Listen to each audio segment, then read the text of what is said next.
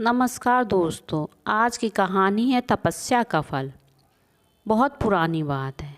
हमारे देश में उत्तानपाद नाम के एक प्रतापी राजा राज्य करते थे। वे बहुत योग्य एवं विद्वान थे। उनकी दो रानियां थीं, सुनीति और सुरुचि। दोनों रानियों को एक एक पुत्र था। सुनीति के एक का नाम ध्रुव और सुरुचि के पुत्र का नाम उत्तम था। महाराज उत्तानपाद रानी सुरुचि का अधिक आदर करते थे। एक दिन की बात है, महाराज उत्तानपाद रानी सुरुचि के महल में बैठे थे। उनकी गोद में उत्तम था। रानी सुरुचि उनके पास बैठी थी। इतने में बालक ध्रुव खेलते खेलते वहां आ गया। उसने अपने भाई उत्तम को महाराज की गोद में बैठा देखा तो उसकी इच्छा भी महाराज की गोद में बैठने की हुई। वह महाराज की गोद में बैठने लगा। रानी को यह अच्छा न लगा। उसने महाराज की गोद से ध्रुव को उतार दिया और कहा, ध्रुव, इस गोदी में वही बैठ सकता है जिसने मेरे उदर से जन्म लिया है। तुम भगवान की शरण में जाओ। जब वे तुम्हें मेरा बेटा बना दें तब इस गोद में आकर बैठना। विमाता की बात सुनकर बालक ध्रुव को बड़ा दुख हुआ। वह रोने लगा। उसने रोते रोते आकर अपनी माँ से सारी बात कही। माँ ने समझाने के लिए प्यार से कहा, बेटा, तुम्हारी छोटी माता ने ठीक ही कहा है। भगवान की शरण में जाने से ही तुम्हारी हर इच्छा पूर्ण हो सकती है। ध्रुव ने पूछा, माँ, भगवान की शरण में कैसे जाते हैं? माँ बोली, बेटा, कठिन तपस्या करने से भगवान मिलते हैं। अभी तुम छोटे हो, बड़े हो जाओ तब भगवान की तपस्या करना। ध्रुव बोला, माँ, भगवान की शरण में कैसे जाते हैं? माँ बोली, बेटा, कठिन तपस्या करने से भगवान मिलते हैं।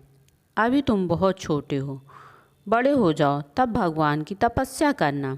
ध्रुव बोला, माँ, क्या मैं तपस्या नहीं कर सकता? माँ ने कहा, बेटा, तुम तपस्या अवश्य कर सकते हो, लेकिन तपस्या करने के लिए तुम्हें बहुत कष्ट सहने पड़ेंगे।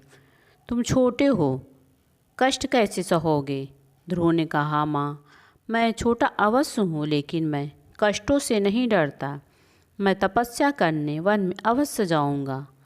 आप मुझे आशीर्वाद दें। माता सुनीति ने बालक ध्रुव को बहुत समझाया,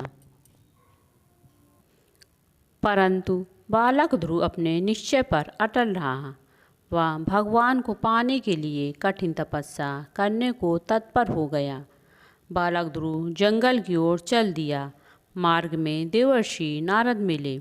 उन्होंने बालक ध्रुव को बहुत समझाया, परंतु ध्रुव अपने निश्चय से न डिगा। ध्रुव का अटल निश्चय देखकर नारद मुनि बड़े प्रसन्न हुए। उन्होंने ध्रुव को तपस्या करने की विधि बतलाई और ध्रुव को 12 अक्षर का एक मंत्र भी दिया। ध्रुव ने मथुरा के निकट वन में घोर तपस्या किया। ध्रुव की ऐसी कठिन तपस्या देखकर भगवान प्रसन्न हुए। वे ध्रुव के सामने प्रकट हुए। उनके प्रकट होते ही बालक ध्रुव के सामने प्रकाश सा छा गया। बालक ध्रुव भगवान के चरणों में गिर पड़ा। उसकी वाणी गदगद हो गई। भगवान ने प्रसन्न होकर अपना शंख ध्रुव के मुख से लगा दिया। शंख लगते ही ध्रुव को सारी विद्याएं आ गईं। भगवान ने ध्रुव से कहा, बेटा, तुम्हारी तपस्या से मैं प्रसन्न हूँ। अब तुम अपने राज्य में चले जाओ। तुम्हें वहाँ किसी प्रकार का कष्ट न होगा। मैं तुम्हारे साथ रहूँगा। भगवान की ऐसी बात सुनकर बालक ध्रुव घर लौट आया। सबको बड़ा हर्ष हुआ। विमाता सुरुचि अपनी बात पर बहुत पछताने लगी। महाराज ने प्रसन्न होकर अपना राज ध्रुव को दे दिया। भक्त ध्रुव सुख से राज्य करने लगे। धन्यवाद दोस्तों। अगर ये कहानी आपको पसंद आई हो तो प्लीज़ मेरे चैनल को सब्सक्राइब करें, लाइक करें और शेयर करें। धन्यवाद।